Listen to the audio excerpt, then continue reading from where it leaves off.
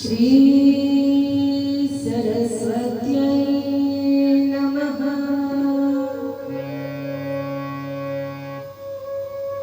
श्री गुरुभ्यो नमः।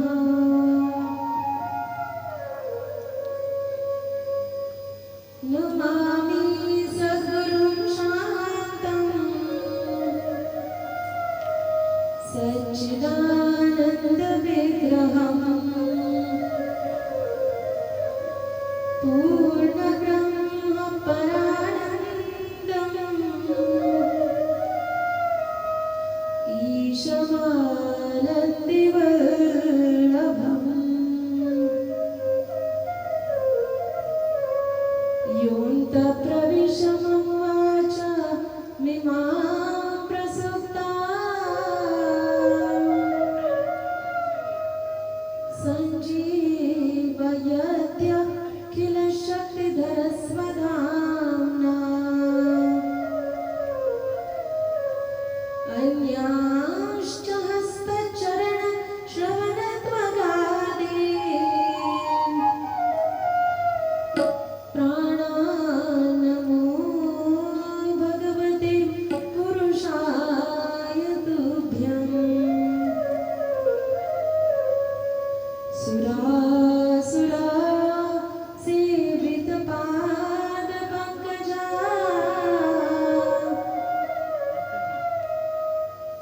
करे विराजत् कमनीयपुस्तका विधिश्च पत्नी कमलासनप्रिया सरस्वती नृत्यतु वाचिमे सदा। नमोऽस्तु ते व्यासविशालबुद्धे फुल्लारविन्दायतपत्रनेत्र येन त्वया भारततैलपूर्णः प्रज्वालितो ज्ञानमयप्रदीपः।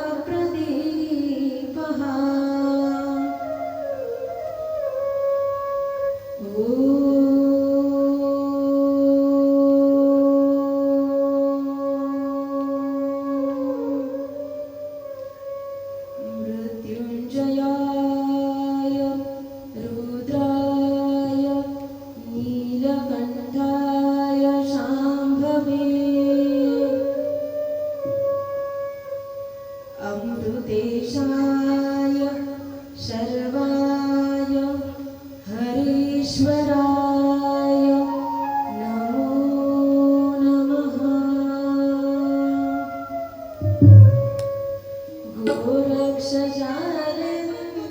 गोरक्षजालन्धरचर्पटाश्च अडवङ्गकाणीफा मच्छिन्द्रनाद्यः चौरङ्गिरेवाणक भरतरिसंज्ञा भूम्यां बभूव नवनाथसिद्धः जयन्ती मङ्गलाकाली भद्रकाली कपालिनी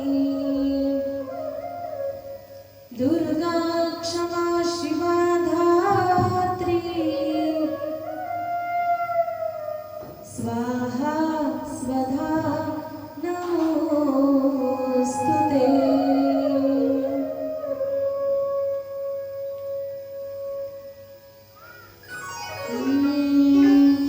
जगदम्बा उदयोऽस्तु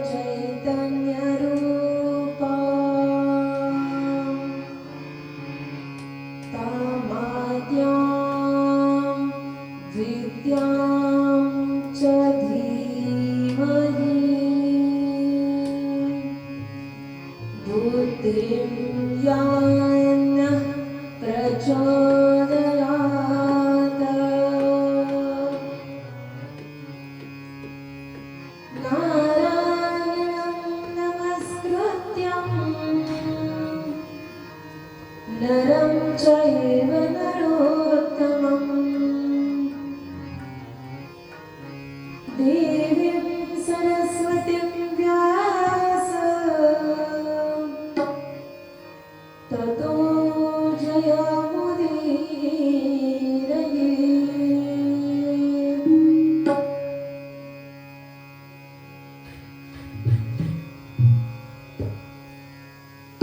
भगवान श्री विष्णूंच्या अंशापासून निर्माण झालेले, हरीच्या अंशापासून निर्माण झालेले नर आणि नारायण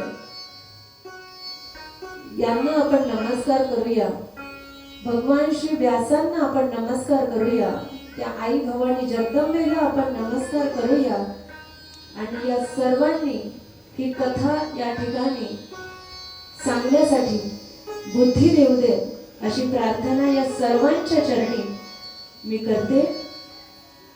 प्रस्तुत या ठिकाणी हा श्रीमद देवी भागवत कथा ज्ञान यज्ञ मोठ्या उत्साहात संपन्न होतोय. आजचा अष्टम दिवस, अष्टमी तिथी आहे आणि श्री कमळजा माता सेवाभावी मंडळ तसेच समस्त कर्जुले हरीश्वर ग्रामस्थांच्या संयुक्त संयोजनातून, उत्कृष्ट संयोजनातून हा ज्ञान यज्ञ या ठिकाणी संपन्न होतो आहे. आपण सर्वांनी, सर्वजण तन मन धनाने या यज्ञामध्ये सहभागी होत आहात. आपणा सर्वांचं त्याबद्दल हार्दिक हार्दिक असं अभिनंदन.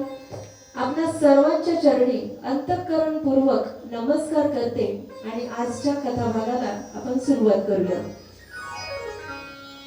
काल आपण पाहिलं की आपण पाहत होतो देवीच्या बीज मंत्रांचा कोणी कोणी उच्चार केला, नकळत उच्चार केला तरी ती भगवती कृपा करते.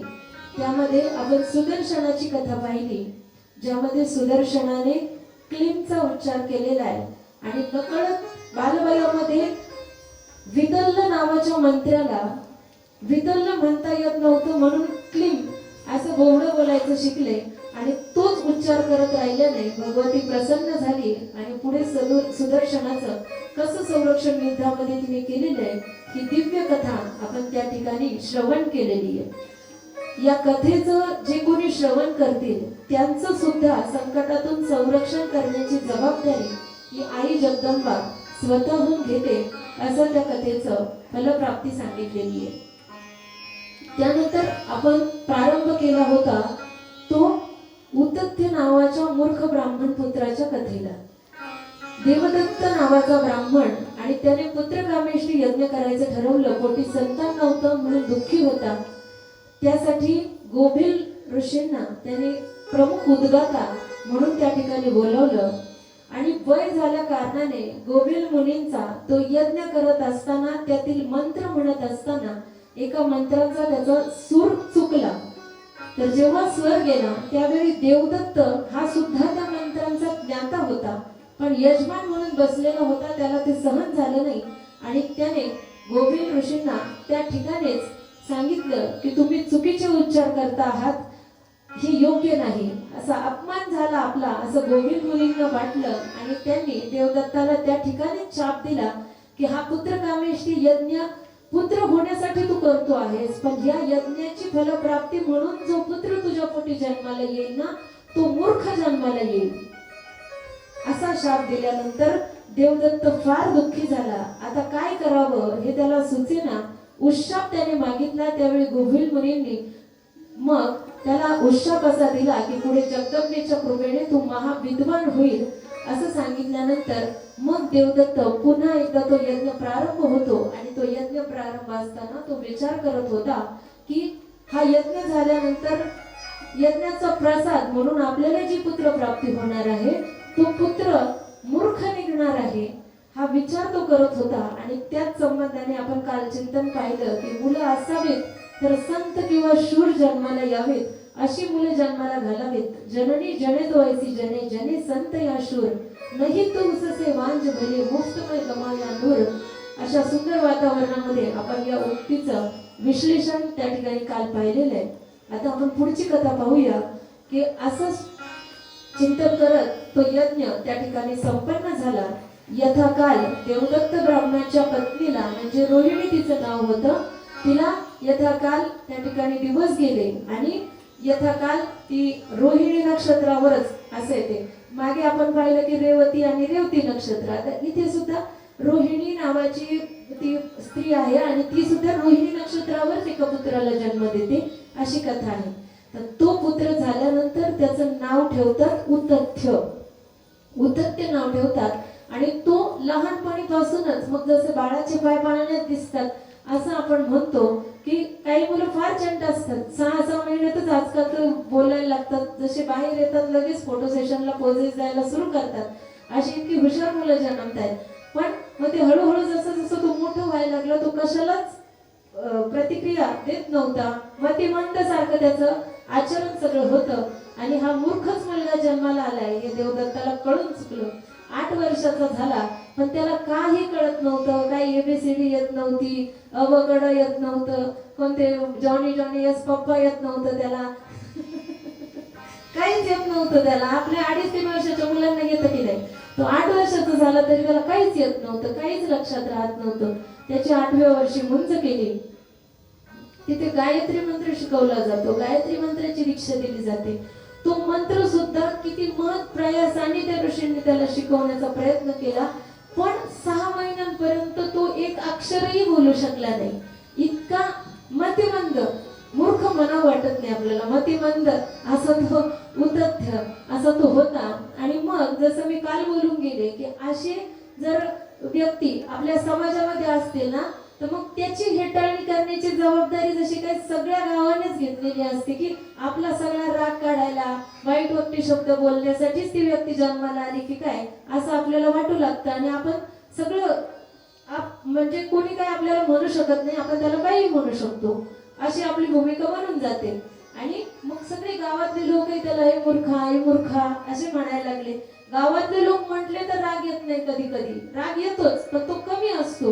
पण जेव्हा घरात सुद्धा एखाद्या वेळी आई किंवा बाबा पण मूर्ख आहेस का, मूर्ख असे जेव्हा म्हणते त्यावेळी मात्र फार राग येतो. आणि उतथ्याला देखील तसंच झालं. ते त्या काळातली कथा आहे, त्या काळात असं नव्हतं. आजकालच्या आई कितीतरी वेळा मुलांना म्हणत असतील, मुलांनाही फरक पडत नाही, आईलाही फरक पडत नाही, पण म्हणजे त्या संज्ञेला महत्व होतं. जो मूर्ख असेल त्यालाच मूर्ख म्हटलं जात होतं, म्हणून तो फरक पडत होता. आता तसं नाही, मुलं किती हुशार असले तरी मूर्ख म्हणतो आपण. तो आपला राग, आपले दोष आहेत ते, आईमधले दोष आहेत ते. आपली मुलं एवढी हुशार असतात तरी आपण त्यांना कधी कधी मूर्ख म्हणतो. पण असं म्हणत जाऊ नये हे मी स्वतःला पण सांगते. आणि असं झाल्यानंतर मग जेव्हा घरातून सुद्धा त्याला असं वाटायला लागलं तेव्हा असं वाटलं गावातही राहू नये, घरातही राहू नये. आता काय मूर्ख म्हणतात सगळे आणि कशाला या ठिकाणी राहायचं असं म्हटल्यानंतर मग त्याने तो घर सोडून निघून गेला आणि काशीला जाऊन राहू लागला. तिथे गंगे तीरावरती तो राहू लागला. आणि मग पण येत काहीच नव्हतं, फक्त बसायचा वेड्यासारखं, फक्त आपलं जे काही चाललंय आजूबाजूला पाहायचं, वेड्याचीच भूमिका घेऊन आपण असं म्हणूया. पण असं असतं बघा, तसंच आठवलं म्हणून सांगते. वेड जर असेल ना, मूर्ख जर असेल ना, ज्याला आपण थोडस भोळ्या भाव असं सुद्धा म्हणू शकतो, भोळपट जसं आपण म्हणतो ना, कारण ते कोणाचं कधी वाईट करत नाहीत बघा. असे व्यक्ती असतात वाईट नाही करत कोणाचं, मग अशा भोळ्या भक्तांसाठी तो भगवंत स्वतः धावून येत असतो. याच्यासाठी आपल्याला श्रीमद भागवतातील उदाहरण बघता येईल. जड भरत राजाचं बघा. बरोबर आहे. जड भरत राजाच्या 3 जन्माच्या कथा श्रीमद भागवतामध्ये येतात. त्यामध्ये प्रथम जन्म जड भरत राजा, ज्याच्या नावावरून आपल्या या भारत देशाला भारत हे नाव पडलं, तोच भरत, जड भरत. आणि तो जड बुद्धी होता, मतिमंद होता, म्हणून ते जड भरत झालं. त्याचं नाव ऍक्च्युली भरत, पण जड बुद्धीचा म्हणून तो जड भरत असा झाला. तो राजा भरत राजा, त्याने सगळं खूप सुंदर असा त्याचा संसार होता, सगळं वैभव होतं. सगळी कांता मृदू भाषिणी सन्मित्रम स्वयोषिती रतिही चाज्ञापरा सेवकाहा, असं सगळं मिष्टान्न भोजनम गृहे आतिथ्य पूजनम शिवपूजनम, असं रोज त्याच्या घरामध्ये त्या सगळ्या गोष्टी व्हायच्या. आणि धन्यो गृहस्थाश्रम असं ज्याला म्हणता येईल, अशा प्रकारचं वैभव त्याच्या ठिकाणी होतं. पण तरी सुद्धा भगवंताची भक्ती त्याच्या मनामध्ये निर्माण झाली आणि ते सगळं वैभवावर पाणी सोडून, त्याचा संकल्प सोडून राजा वनामध्ये निघून गेला. बघा, थोडक्यात सांगते, कारण कथेमध्ये कथा ही उपस्थित झालेली आहे. आणि त्या ठिकाणी गेलेला असताना भगवंताचं नामस्मरण करत असताना एके दिवशी गर्भवती असलेली हरणी आणि शिकारी तिचं व्याघ्राची डरकाळी तिने ऐकली आणि ती जात असताना त्याने भयग्रस्त झाली आणि तिचा गर्भ तो गळाला. ती नदी पार करत असताना, घाबरून नदी पार करत असताना तो गर्भ नदीमध्ये गळाला. त्या हरणीचा अंत झाला आणि ते जे बाळ होतं पाडस छोटस, आता याचा काय दोष, आई गेली याचा काय दोष, म्हणून ते जवळ ठेवलं आणि त्या हरणाचं सगळं पालन पोषण करू लागला. हरणाच्या सगळ्या गोष्टी करण्यामध्ये त्याचा दिवस जाऊ लागला. आणि असं मग हरिण हरिण हरिण हरिण जेव्हा अंतकाळ जवळ आला, तेव्हा हरिण एक दिवशी बाकीचे त्याचे काय म्हणते बाकीचे हरण त्याला भेटले. त्यामुळे तो त्याच्या जातीच्या प्राण्यांमध्ये तो रमून एक दिवशी वनात निघून गेला. आणि इकडे राजाला मात्र हरण कुठे गेलं, हरण कुठे गेलं, हरिण कुठे गेलं, अशी रात्रंदिवस भगवंताचं नाम गेलं बाजूला. हरिण कुठे गेलं, हरिण कुठे गेलं, हरिण हरिण हरिण असं म्हणत म्हणत अंतकाळ जवळ आला, तरी सुद्धा हरिण हरिण हरिण, माझ्या हरणाचं कसं होईल, माझ्या नंतर माझ्या हरणाला कोण बघेल, असं स्मरण करत करत तो जड भरत राजाचा अंत झाला. आणि अंतिमती सा गती असं म्हटलेलं आहे. अंतकालेच मामेव स्मरण मुक्त्वा कलेवर, जर भगवंताचं स्मरण केलं तर भगवंताला प्राप्त होतं. जे स्मरण अंतकाली होईल त्याच पुढच्या गतीला प्राप्त होत असतं. म्हणून जड भरत राजा हरिणी गर्भा गेला, घाला तो घाताला वासने, हे प्रमाण आपल्याला त्या ठिकाणी पाहता येईल. पण वासना या सगळ्या गोष्टी घडून आणते आणि हे सगळं नुकसान केवळ वासनेमुळे झालं. जड भरत राजा हरणीच्या गर्भाला गेला, हरणीच्या जन्माला गेला. आणि त्या ठिकाणी असताना एक दिवशी उंच पर्वतावरून कोसळून तो हरिण ते पडलं आणि त्याचा मृत्यू झाला, अशी कथा आहे. मग ही केलेली जी साधना असते, जी राजा असताना त्याने जी साधना केलेली होती, हरिण झाल्यानंतरही त्याच्या त्या स्मरणात होती, त्याला काय म्हणतात, योग भ्रष्ट म्हणतात. ते आपण जे म्हणतो ना की वाट न पाहतात बालपणीचं सर्वज्ञता वर येता याती, ती ओवी बघा. वयसेची गावाला जाता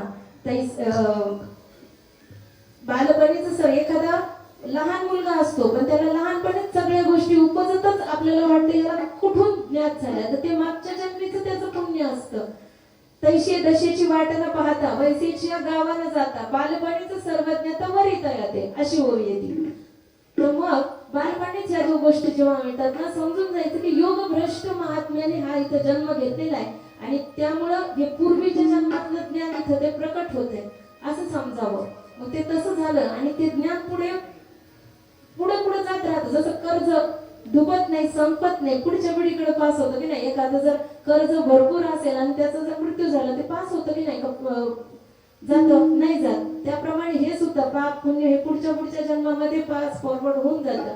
आणि मग पुढचा जन्म जेव्हा त्या जडभरत राजाने घेतला, तो जन्म त्याचा असा झाला की जन्म झाल्याबरोबर त्याच्या आई बाबांचा अंत झालेला आहे आणि सावत्र आईपाशी त्याला राहावं लागलं.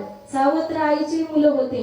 मग तो जडभरत राजा उगाच नको यांच्यात पडायला म्हणून तो वेड्यासारखा राहायचा, मूर्खासारखा, म्हणजे काही कळत नाही, होता शहाणा पण मूर्खासारखा, जसा उतत्य उगाच आपल्या गंगा तीरावर बसून जसा इकडं तिकडं बघत राहायचं, आपल्याला काही कळत नाही, असं जसं असेल ना, तसा तो जड भरत देखील तसं जसं कुठेही बसायचं, बसलं की बसलं, एका ठिकाणी नजर लावून बसलं की तिथंच लावून बसायचं. हे मूर्खाची लक्षणं किंवा मतिमंदाची लक्षणं, काहीच आम्हाला समजत नाही, अशा प्रकारचं राहायचं. मग ते सावत्र त्यांच्या भावाच्या ज्या पत्नी होत्या ते त्यांच्याकडून सगळं काम करून घ्यायचं. अशा व्यक्ती घरात असते की घे झाडून, भर पाणी, अशी कामं त्यांचे त्या भाऊजाईंचे या जडभरताला करावी लागायचे. मग काही बोलायचं नाही, शांत बसायचा. आणि मग असा तो एके ठिकाणी बसलेला असताना तो रौगण राजा त्या ठिकाणाहून जात होता. त्याची एक भोई आजारी पडला आणि एक त्यांना गरज होती एका माणसाची, ती कुणाला बोलवायचं म्हणून मग ते सैनिक इतरत्र पाहू लागले. आणि पाहत असताना त्यांना हे दिसलं की हे उगाच बसलेले, पण शरीराने दष्टपुष्ट चांगलं होतं, मग याला हे काम हे चांगलं करू शकाल असं त्याला वाटलं आणि त्याला भोई म्हणून त्यांनी घेतलेलं आहे. त्याच्यामध्ये बघा आपल्याला कथा भाग उरकायचंय. आता असं व्हायला लागलं की पात्र फार रंगायला लागलीत आणि त्याच्यामध्ये वेळ जातोय, आपला कथा सांगायला आपल्याला वेळ मिळत नाहीये, त्यामुळे थोडं फास्ट फॉरवर्ड अशा कथा सांगते मी, तुम्ही लक्षपूर्वक ऐका, फक्त महत्वाच्या आहेत फार गोष्टी. आणि तेव्हा त्यांनी जेव्हा घेतलं त्यावेळी त्यांना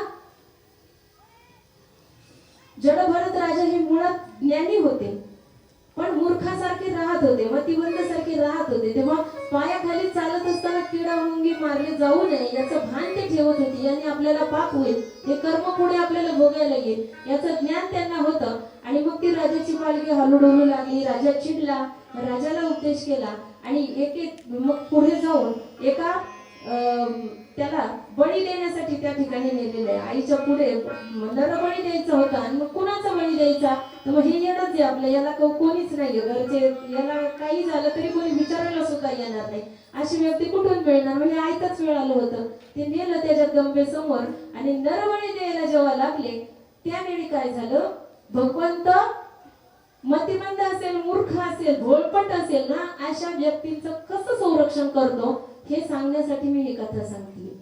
ती कथा आपल्या देवी भागवताच्या कथेमध्ये सुद्धा उपस्थित होणार आहे, पण त्याच्या अंतर्गत ही कथा आठवली म्हणून मी या ठिकाणी सांगते की त्याचं सुद्धा संरक्षण जेव्हा त्याला नरबळी देण्यासाठी, त्याला काहीच नव्हतं, घेणं देणं नव्हतं, ज्ञानी महात्मा होते, त्यांना माहित होतं नैनम चिन्नंती शस्त्राणी नैनम दहती पावकः न चैनम क्लेदयन्ति आपो न शोषयति मारुतः, हे त्यांना माहित होतं. आपण मारले जाणार नाही, आत्मा नष्ट होणार नाही, ह्या सगळ्या गोष्टी ज्ञात होत्या, त्यामुळे त्यांनी काही हालचाल केली नाही. पण आई जगदंबेला कृपा, तिला दया आली त्या जडभरताची आणि तिने हे डोळे झाकून शांत बसलेले असताना आणि त्या बळी जाण्यासाठी सज्ज झालेले असताना ती जगदंबा स्वतः प्रकट झाली, ती काली माता स्वतः प्रकट झाली आणि तिने त्या सगळ्या सैनिकांचा खात्मा केलेला आहे. या जडभरताला ते कळालं पण नाही, त्याच्या नकळत जेव्हा त्याने डोळे उघडून पाहिले तोपर्यंत या सगळ्यांना संपून ती काली माता पुन्हा तिच्या मूर्तीमध्ये प्रविष्ट झालेली होती. अशा प्रकारची कृपा ती जगदंबा करत असते, ती काली करत असते. जडभरत राजाचं देखील तिने संरक्षण केलं. तशीच उतत्य देखील त्या काशीच्या नदी तीरावरती, गंगा तीरावरती बसून आसपासला काय मंत्रोच्चार चालले किंवा काय ते त्याला आवडायचं, चांगलं वाटायचं, पण लक्षात काहीच राहत नव्हतं ना. आपलं मत तसंच होतं ना, आपण ऐकतो सगळं कळतं, आपण मतिमंद नाही बरं का, मूर्ख नाही म्हणता येणार बरं का, माफ करा मला, असं नाही म्हणता येणार, पण त्याच्या काहीच लक्षात राहत नव्हतं. आणि मग फार वाईट वाटायचं त्याला. एके दिवशी तो बसलेला असताना होतं असं की त्या ठिकाणाहून एक वराह, ज्याला आपण म्हणूया, तो शब्द खरं तरी तो उच्चारू नये, पण तो ग्रंथातही तसाच आलेला आहे. त्यामुळे एक डुक्कर त्या ठिकाणाहून जातं आणि त्याच्या मागे तो पारधी लागलेला असतो आणि तो पारधी ते डुकराची शिकार करण्यासाठी त्याच्या मागे लागलेला असतो आणि ते डुक्कर तिथून त्या जिथे उतत्य बसलेला असतो तिथून पुढे निघून जातं. ते त्याला आधीच जखमी असतं, तो पारध्याने आधीच एक वार त्याच्यावरती केलेला असतो, परंतु जीव वाचून ते पळत असतं, ओरडत पळत असतं आणि ते पुढे पळून गेल्यानंतर मग ते डुक्कर जेव्हा पळत जातं तेव्हा ते ओरडत असतं. तर डुक्कर कसा आवाज काढतं माहिती का तुम्हाला? असा आवाज काढतं की नाही? असा आवाज काढतं. तर मग तेच त्याने ऐकलं आणि बाकीचं आता हे ब्राह्मण मंत्रोच्चार जे करत होते ते काही लक्षात राहत नव्हतं, पण त्या डुकराचा आवाज जसा होता ना तो त्याच्या लक्षात राहिला. ऐ ऐ ऐ असा आवाज. मग तेच मी रिपिटेशन करू लागला. जे कळालं तेवढंच एक अक्षर कळालं, त्याचं रिपिटेशन रिपिटेशन रिपिटेशन करायला लागला. वास्तविक पाहता भगवतीचा जो बीज मंत्र आहे ना त्याचा उच्चार ऐ असा आहे. म्हणजे ऐरणीचा आणि त्याच्यावरती एक अनुस्वार असं आहे ते ऐ. पण त्याचा उच्चार हा ऐ ऐ ऐ असा करत होता. म्हणजे बरोबर करत नव्हता, चुकीचा उच्चार करत होता. पण तरी सुद्धा ते भगवतीला आवडलं. त्यांनी बराच काळ त्या मंत्राचा जप केलेला आहे. आणि भोळ्यांची भक्ती जी असते ना जगदंबा लवकर प्रसन्न होते. ते जाणतं लेकरू आहे ना ते आई पण दूर धरायला लागते आणि नेमत्या लेकराला लवकर जवळ घेते. तशी भोळी सेवा जर असेल ना ती भगवंताला लवकर आवडते. म्हणून ती भगवती त्या ऐ ऐ ऐ ऐ अशी जी साधना त्या याने केली होती उतथ्याने, त्याने प्रसन्न झाली आणि त्याच्या समोर दिव्य स्वरूप धारण करून अशी ती सरस्वती माता त्या ठिकाणी प्रकट झालेली आहे. खूप सुंदर असा लखत प्रकाश त्या ठिकाणी पडला आणि त्या प्रकाशातून त्या भगवतीने त्या उतथ्याला त्या ठिकाणी दर्शन दिलेले आहे.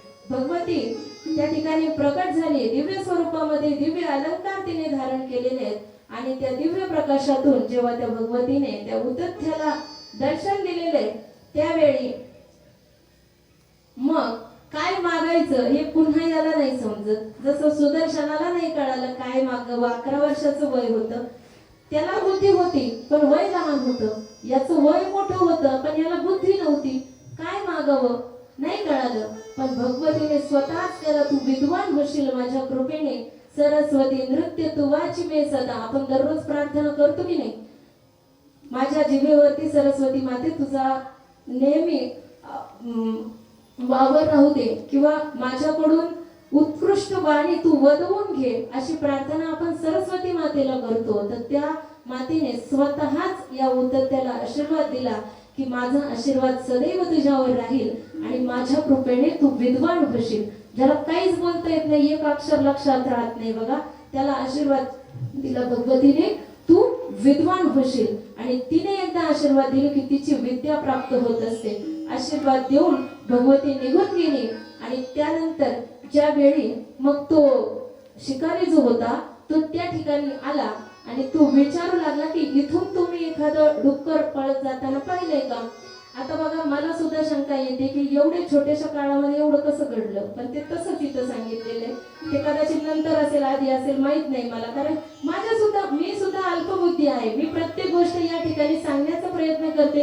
अभ्यासातून श्रवणातून जेवढं मला कॅच करता आलं तेवढ्या गोष्टी या ठिकाणी बोलण्याचा प्रयत्न करते. असं नाही सांगत की मी सगळ्या गोष्टी बरोबरच सांगेल का, पण जे ग्रंथामध्ये आहे ना तेच मात्र सांगेल, हे मात्र खात्रीने सांगेल. याची शहानिशा तुम्ही ग्रंथामध्ये करू शकता. पण हे झालं असं. नंतर तो शिकारी येतो, त्याला विचारतो की तू इथून एखादं डुक्कर जाताना पाहिलंस का. पण उतथ्याने जरी तो मूर्ख असेल मतिमंद असेल ना तरी लहानपणीपासून त्यांनी नियम केला होता बघा. ते सांगायचं राहून गेलं की कधी खोटं बोलणार नाही. खोटं बोलायचं नाही. आपल्याला बोलता नाही आलं ना तरी चालेल पण खोटं बोलायचं नाही. आणि ज्या व्यक्तीच्या जीवनामध्ये नियम असतो ना तर तो नियम त्याचं संरक्षण करत असतो. जीव गेला तरी एक तरी नियम माणसाने जीवनामध्ये पाळला पाहिजे. मग आता तो गंध लावण्याचा नियम कोणी पाळला, त्याला कसं धनाचा आणि वारंवार कीर्तनामध्ये आपण प्रमाण ऐकतो की नाही, असा नियम काहीतरी करत जावा. आता नियमची आपुला जीवे करावा एकला, मग कृतनिश्चयाची बोला पाहिला जेणे. म्हणजे असा काहीतरी नियम करावा आणि तो कृतनिश्चय करून निश्चयपूर्वक तो पाळण्याचा प्रयत्न करत जावा. येतुलेनी चित्त स्थिरावे तरी काचा आले स्वभावे, न राहावे तरी घालावे मूग लोणे असे. म्हणजे असा नियम जेव्हा आपण करतो ना चित्ताच्या स्थिरते करता नियम करायचा असतो. आपलं चित्त चंचल आहे ना, मन चंचल चपल असं आपण जे म्हणतो ना ते नाही राहत.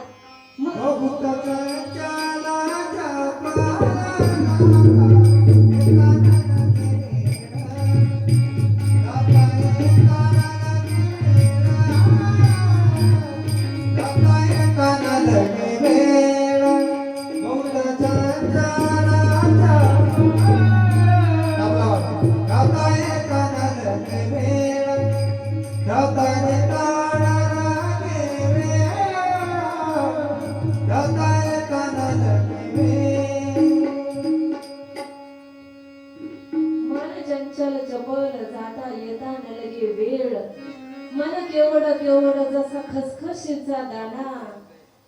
असं आहे की नाही, खसखशीच्या दाण्या एवढं हे मन आहे, पण कुठे जाईल कधी, इथं बसल्या बसल्या कुठं कुठं जाऊन येईल, परदेशात फिरून येईल, पर स्वर्गात सुद्धा जाऊन येईल लगेच. जे शब्द मनात येईल तिथं जाऊन येईल मन. असं आहे की नाही, गती, तीव्र गती अशी त्या मनाची आहे. एवढं चपल आहे, एवढं चंचल आहे. मग त्याला स्थिर करण्याचा उपाय काय आहे, तर नियम माणसाने केलं पाहिजे. मग कृत्य निश्चयाच्या बोला पाहिला जेणे, येतुलेने चित्त स्थिरावे तरी काजा आले स्वभावी, न राहावे तरी घालावे मूक लोळे. आपण किती त्या चित्ताला स्थिर करण्याचा प्रयत्न करतोय, नियम करण्याचा प्रयत्न करतोय, पण तरीच ते आपल्याला त्रास देत असेल नाही. कार्ट म्हणजे कोणतं, आपल्या घरातले कार्टे नाही, आपले मुलं नातवंड ते नाही म्हणते मी. लक्षपूर्वक ऐका, कार्ट म्हणजे कुणाला म्हणतेय मी, कुणाला, मन. हे मन नावाचं जे कार्ट आहे ना, ते ताब्यात राहिलं पाहिजे आपल्या. ते जर ताब्यात राहिलं ना, मग कशाचीच भीती नाही. तेच फक्त सगळ्या दुःखाला कारण आहे. मनैव मनुष्यानं कारणं बंध मोक्षयोः असे. मग ते जर तरी नाही ऐकलं ना, मग काय करायचं, कर तुला काय करायचं ते. आपण असं करतो की नाही, एखादं पोरगं ऐकतच नाही, काही सांगितलं तरी ऐकत, कर तुला काय करायचं ते, असं आपण रागवून म्हणतो की नाही. मग ते गपचूप थोड्या वेळाने आपल्या जवळ येऊन बसतं. अनुभव आहे की नाही, पटते का नाही बघा. पटत असलं तर हो म्हणायचं बघा, नसलं म्हटलं तर नाही म्हणायचं. मी तुमचंच लेकरू, वाईट नाही वाटणार मला. होतं की नाही असं, जेव्हा लेकरं फार त्रास देतात आणि मग आपण रागून त्यांना सोडून देतो ना, तेव्हा ते आपल्या जवळ येऊन बसतात. मग मनाचं सुद्धा तसंच होईल, त्याला सोडून द्या, कर तुला काय करायचं ते. मग मोकलोनी जेथ जेथ जाईल, तेथोनी नियमोची घेऊन येईल, ऐसे मग स्थैर्याची येईल सवेलेरा. असं मग ते जिथं जिथं जाईल ना, जिथं जिथं त्याला जावं वाटेल ना, तिथून काय करेल, तो नियम त्याला तिथं गेल्यानंतर आठवत जाईल. जेव्हा ते भरकटल त्याला तो नियम आठवेल. असं असतं, जे करू नको म्हणलं ना तेच करावं वाटतं, असं आहे ते. म्हणून तसं करायचं आणि मग त्याच्या बरोबर हळूहळू स्थैर्य येईल, चित्त स्थिरावेल, अशी ती अवस्था असते. त्यामुळे नियम माणसाने करावा होता, त्याने नियम केला होता, खोटं बोलायचं नाही. आणि जेव्हा तो शिकारी त्याला विचारू लागला की इथून तुम्ही डुक्कर जाताना पाहिलं का, त्याने पाहिलं होतं, आता काय उत्तर द्यायचं, पाहिलंय ना, नाही कसं म्हणायचं. आणि जर पाहिलं म्हणावं तर हा त्याला मारेल आणि त्या पापामध्ये अर्धा वाटेकरी मी असणार. एवढी बुद्धी ती सरस्वती माता आशीर्वाद देऊन गेली होती ना, त्यामुळे त्याला झाली, नाही तर आधी नसती झाली. हा, मग तिच्या कृपेने बघा विद्वत्ता कशी त्याच्या जिभेवरती, सरस्वती माता कशी झुंझुई नाचते बघा.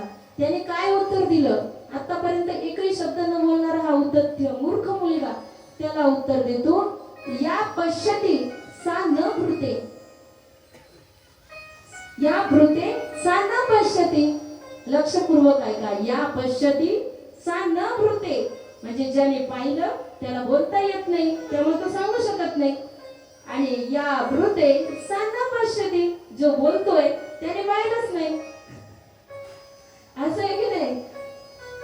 अहो व्याध स्वकार्यार्थी, म्हणून हे शिकारी किंवा हे व्याध स्वतःच्या फायद्यासाठी किंपृच्छसी पुन्हा पुन्हा, हे कशाला मला परत परत विचारतोय, तुला कळत नाही का, सांगितलं ना, ज्याने पाहिलं त्याला सांगता येत नाही, ज्याला सांगता येते त्याने पाहिलं नाही.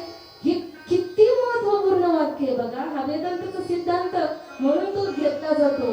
अनेक विद्वत वक्ते ते तो सिद्धांत म्हणून त्याचं विवेचन करण्यासाठी वापरतात. आणि ते त्या उद्धतीच्या त्या मूर्ख मुलाच्या मुखातून हे वाक्य बाहेर पडलं म्हणजे तो काय झाला, विद्वान झाला. कुणाच्या कृपेने झाला, सरस्वती मातेच्या कृपेने झाला. बघा तिने ठरवलं ना, मुखम करोति वाचालम पंगुक्लंकयते गिरिम यत्कृपा तमहम वंदे परमानंद माधवम. अशी सरस्वती माता बघा सर्वांना दर्शन देते इथे. तुम्ही जेव्हा नमस्कार करताना, माझी तेवढी योग्यता नाही म्हणून सरस्वती मातेला धारण करून बसलीये, तुम्ही नमस्कार कराल पुढे व्यासपीठाला, ही मातेला तर नमस्कार करताय असं समजा आणि बिंदास करत जा. मी लेकरू आहे तुमचं, मला नका नमस्कार करू, तुम्ही या मातेला नमस्कार करा, निश्चितच ती आपल्यावरती कृपा करेल बघा. असे ते होतं, त्यावर त्या भगवतीने कृपा केलेली आहे. आणि अशा अनेक कथा हे कोण कोणाला सांगताय लक्षात आहे तुमच्या. कुणी कुणाला सांगितली ही कथा? देवी भागवत ही कथा जन्मेजय राजाला व्यासमुनी सांगतात.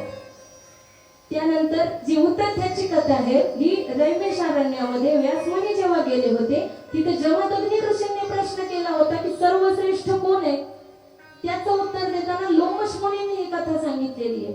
हे मी सांगितलं होतं, ठीक आहे नाही लक्षात, पण आय आय आय करायचं लक्षात ठेवा, क्लीम क्लीम क्लीम करायचं लक्षात ठेवा, बस काम होईल. नका लक्षात ठेवू कोणी कोणाला काय सांगितलं, कोणत्या ऋषीचं काय नाव होतं, कोणाचा कोणता गुरु होता, कोणता शिष्य होता, काय घेणं देणं नाही आपल्याला. आपल्याला घेणं एवढंच आहे, आपल्याला आय आय आय उद्यापासून एकमेकांना हाका मारायला सुरुवात करताना आय आय तरी तिला आवडेल बरं का. त्या भगवतीचं चिंतन असं नकळत जरी झालं ना तरी तिला आवडेल, अशी ती भगवती आहे. मग जन्मेजय राजा विचारू लागले व्यासांना, एवढी कृपा करणारी ती आहे, एवढी प्रेमळ आहे, एवढा नकळत उच्चार केला तरी एवढी विद्वत्ता प्राप्त करून येणारी ती जगदंबा आहे खरंच, मग कशी तिची उपासना करायची सांगा आम्हाला. असं जेव्हा जन्मेजय राजा विचारू लागला तेव्हा व्यासांनी त्यांना नवरात्री व्रताचं महात्म्य त्या ठिकाणी वर्णन करून सांगितलं. आणि नवरात्री मध्ये जसं आपण पहिल्या दिवशीही चिंतन पाहिलेलं आहे की पहिल्या दिवशी आपण चिंतन इकडे लक्ष द्यायचं, कोणीही अँगल तिकडे वळवायचं नाही. आपण ही एवढी हा जो नवरात्रीचा महात्म्य आहे, नवरात्रीच्या उपासनेचं जे महात्म्य आहे ते पाहूया. त्यानंतर आपल्याला थोडी बैठक व्यवस्था बदलायची आहे आणि मग कोणी इकडे तिकडे पाहायचं नाही, अगदी शिस्तपूर्ण वातावरणामध्ये सुसूत्रबद्ध पद्धतीने आपल्याला छानपैकी या ठिकाणी झाकीचा आनंद घ्यायचा आहे. त्या वातावरणामध्ये आपल्याला जायचंय, पण कोणी गडबड गोंधळ करायचा नाही, शांतपणे सगळ्या गोष्टींचा आनंद या ठिकाणी घ्यायचा आहे. आता बघा, त्या नवरात्रीचं महात्म्य सांगत असताना वर्षभरातून 4 नवरात्र येतात. हे शारदीय नवरात्रोत्सव जो आपण आता साजरा करतोय अश्विन महिन्यामध्ये येणार, शरद ऋतूमध्ये येणार आणि चैत्र महिन्यामध्ये एक नवरात्र येतं, पौष महिन्यामध्ये एक नवरात्र येतं आणि आषाढ महिन्यामध्ये एक नवरात्र येतं. काही ठिकाणी माघ महिन्यामध्ये एक नवरात्र, आषाढ आणि माघ याच्यामध्ये कन्फ्युजन की काही ठिकाणी माघ सांगितलेले, काही ठिकाणी आषाढ सांगितलेले, असं ते आहे. तर मग त्यातली त्यात महत्वाचे जर म्हणाल तर चैत्र नवरात्र आणि शारदीय नवरात्र म्हणजे अश्विन नवरात्र यांना जास्त महत्व आहे.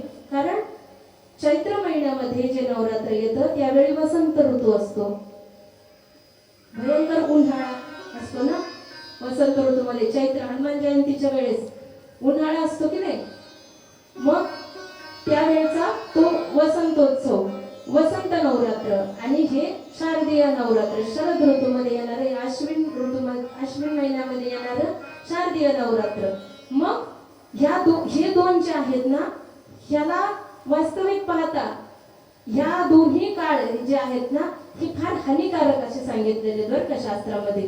म्हणजे फार ऊन असलं तरी माणसाला त्रास होतो आणि या थंडीमध्ये प्रवेश करत असणारा हा काळ म्हणजे भयानक काळ हा सांगितलेला आहे. याच्यामध्ये निसर्गाच्या दृष्टीने आपल्याला काही त्रास होऊ शकतो किंवा अनेक प्रकारची जीवित हानी देखील या काळामध्ये होईल, रोगराई पसरेल, अशा प्रकारचा हा काळ असतो. म्हणून ह्या सगळ्या गोष्टींवरती ज्याच्यामुळे आपण या सगळ्या गोष्टीतून बाहेर पडू शकू त्या एकमेव साधन आहे त्या भगवतीची आराधना. म्हणूनच हे नवरात्री त्या काळामध्ये दिलेले आहेत आणि त्या काळामध्ये जर भगवतीचं चिंतन आपल्याकडून घडलं तर मग त्या सगळ्या व्याधींपासून आपलं संरक्षण ती भगवती करत असते. म्हणून आपण त्या गोष्टी करायच्या. तर जन्मेजय राजाला व्यासांनी सांगितलं की चैत्र नवरात्र, वसंत नवरात्र आणि अश्विन महिन्यातील नवरात्र म्हणजे शारदीय नवरात्रोत्सव, हे यामध्ये तू भगवतीची आराधना करायची. थांबा अजून थोडं बाकी.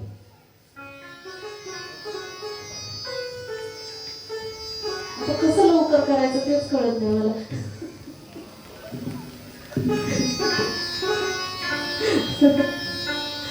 असं आहे ते.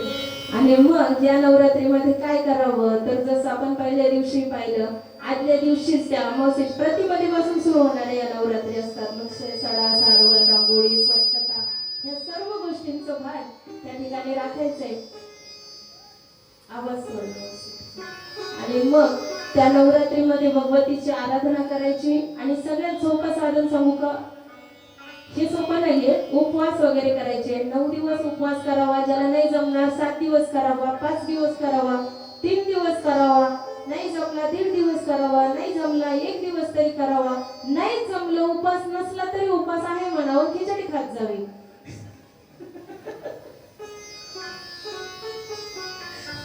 एवढं तर जमेल ना? असं उपवासाला एक महत्व त्या काळामध्ये आहे. त्यानंतर मग कन्या पूजनाला, कन्या भोजनाला एक विशेष महत्व दिलेलं आहे. असं म्हणतात अष्टमीच्या तिथीला त्या 9 कन्यांना भोजन नवरात्रीमध्ये जर घातलं ना तर ती जगदंबा विशेष प्रसन्न होते. कारण ते जगदंबेचे स्वरूप म्हणून त्या कन्यांचं पूजन करायचं असतं. बघा, लक्षपूर्वक ऐका.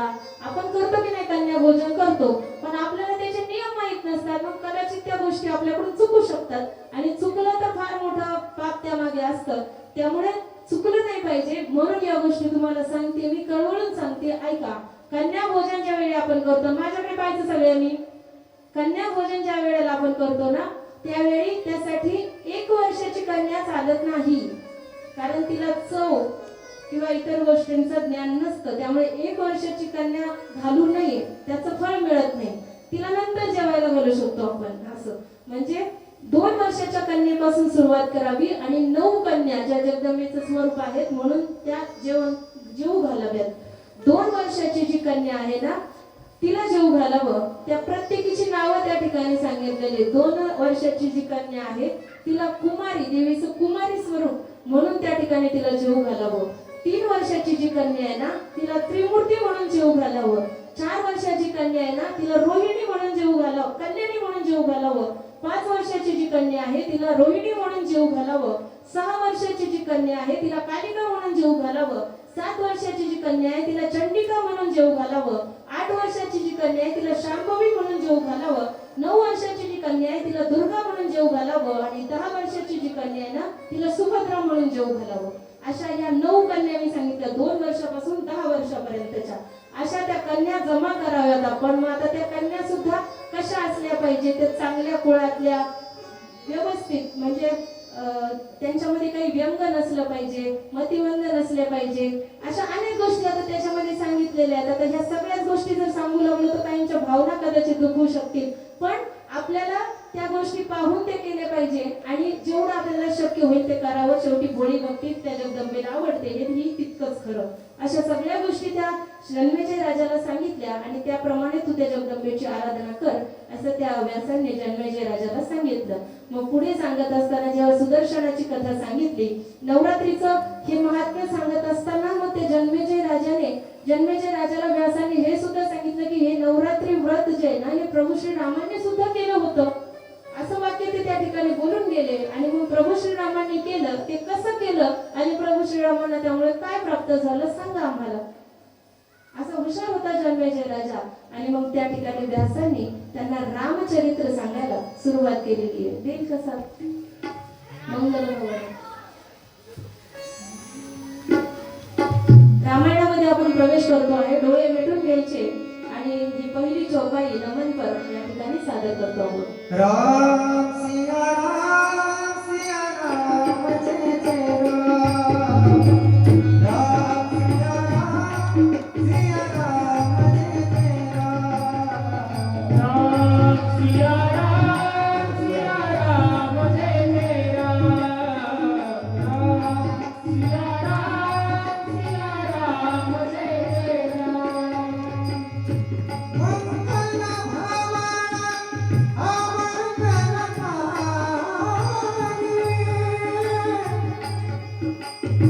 सदमुख सरंग अजर बिहारी. राम सिया राम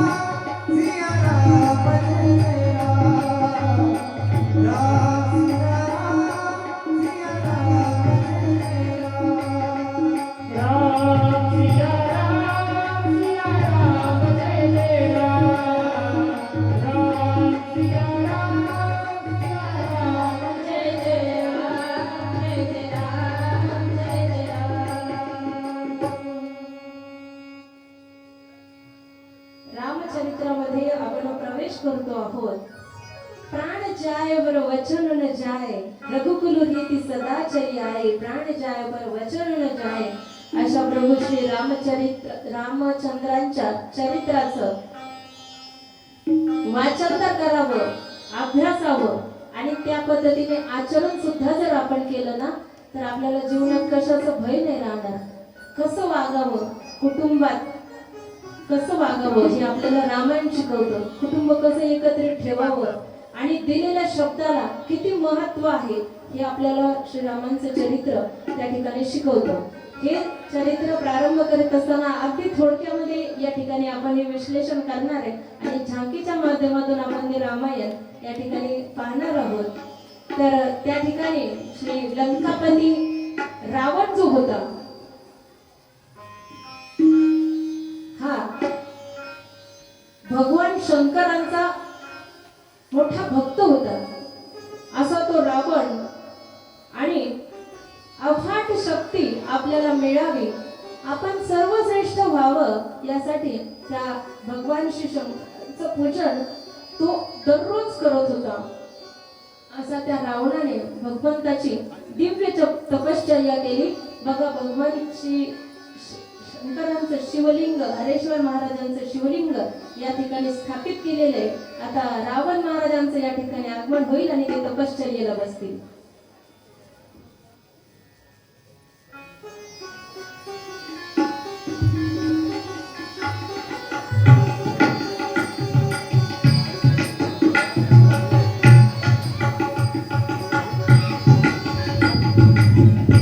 आवाज द्या फक्त आम्हाला. टाळ्या वाजवा, टाळ्या.